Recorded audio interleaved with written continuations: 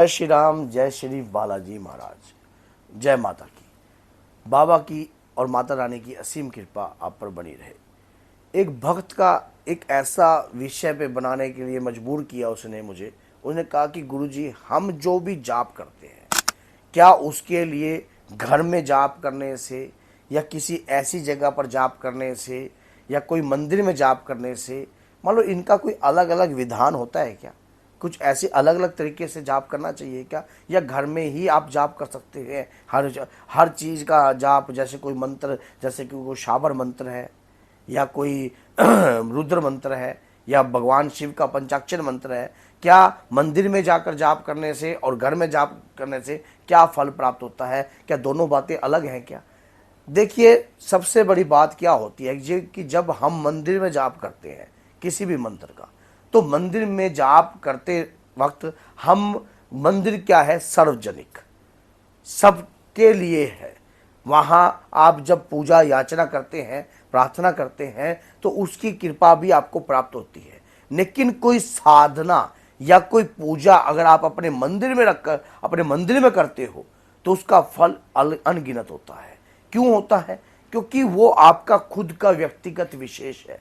जब आप अपने घर में अपने इष्ट की आराधना कर रहे होते हो, अपने इष्ट की पूजा कर रहे होते हो, उन मंत्रों में एक अलग सी शक्ति आती है। वहाँ आपको कोई डिस्टरबेंस नहीं होती है, एकांत होता है। और घर के अंदर मंत्र का जाप करने से घर का वातावरण पवित्र होने लग जाता है। एक समय ऐसा आता है जैसे कि आपके घर में कलह रहता है, कलेश रहता है, दिक्कत रहती है, समस्या रहती है। ऐसा लगता है कि घर के अंदर कोई काला जादू किसी ने काफ़ी लंबे समय से कर दिया है। लेकिन घर में जब आप पूजा याचना करने लग जाते हो, अपने इष्ट आराध्य का ध्यान करते हो, डेली उनके मंत्रों का जाप करते हो, तो उस समय जब आप जाप करते हो तो आपका स्थान भी जागृत होता है।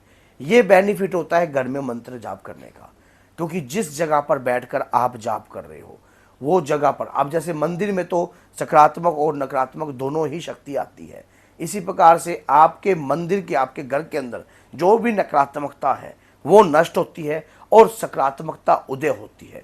और सबसे बड़ी बात, मैंने बाबा के प्यारे चैनल पर एक वीडियो बनाई थी कि स्थान भी जागृत हो जाता है। जिस प्रकार से हमारी बॉडी, हमारा शरीर जागृत होता है, उसी प्रकार से स्थान भी जागृत होता है।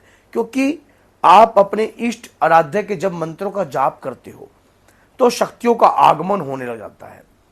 और जब शक्तियों का आगमन होता है, तो शक्ति कहाँ आती है? आपके घर में। और जैसे ही आपके घर में शक्तियों का आगमन होता है, तो नकारात्मकता जो है घर से कोसों दूर भागती है। और घर से भागती है और घर के अंदर शुद्धिकरण उत्पन्न होता है, घर की पवित्रता उत्पन्न होती है। और अगर बाहर से भी कोई नकारात्मकता अगर आपके साथ लगती है, या आपके किसी कोई व्यक्ति ऐसा होता है जिसके अंदर शरीर में नकारात्मकता है, अगर वो व्यक्ति भी अगर आपके घर में प्रवेश करता है, तो वो भी सुकून महसूस करता है। आपका स्थान जागृत होने लग जाता है, आपका शरीर जागृत होने लगता है। मंत्रों के अंदर रहस्य वही शक्ति होती है, ऊर्जा वही शक्ति होती है।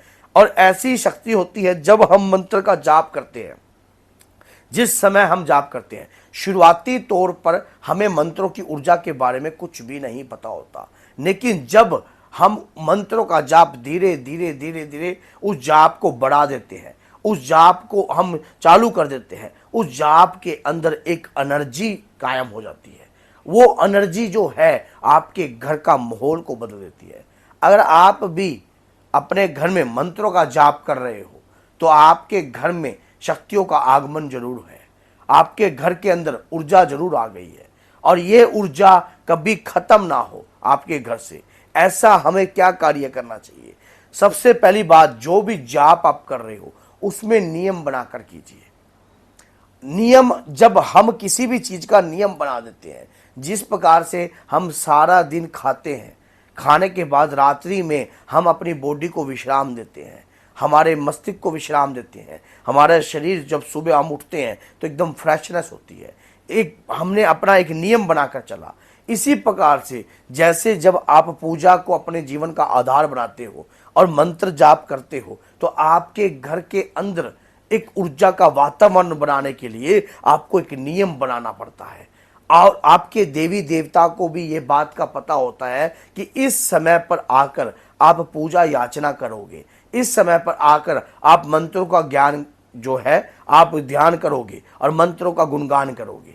जैसे कि मान लीजिए आपने सुबह के 5 बजे आप मंत्र का जाप करते हो, 5 बजे से लेकर 6 बजे तक आप लगातार 1 घंटा जाप करते हो, उसके बाद 1 घंटा आप संध्या कालीन भी करते हो और बीच में भी आप एक माला कर लेते हो। तो आप सोचिए, अगर इसी प्रोसेस को अगर लगातार 1.25 महीने तक आप जप कर ले, क्योंकि कलयुग में तपस्या जो है जब आप थोड़ी भी करते हो उसका कई करोड़ गुना फल आपको प्राप्त होता है। आपके घर में ऊर्जा का वातावरण बन जाता है, घर के अंदर नकारात्मकता नष्ट होती है और आपके इष्ट आपके आराध्य की कृपा आपके अंग संग चलने जाती है। तो अपने घर के अंदर भी आपको पूजा पाठ नित्य नियम से ही निभाना चाहिए। तो बोलिए जय सीताराम, जय श्री बालाजी महाराज, जय माता दी।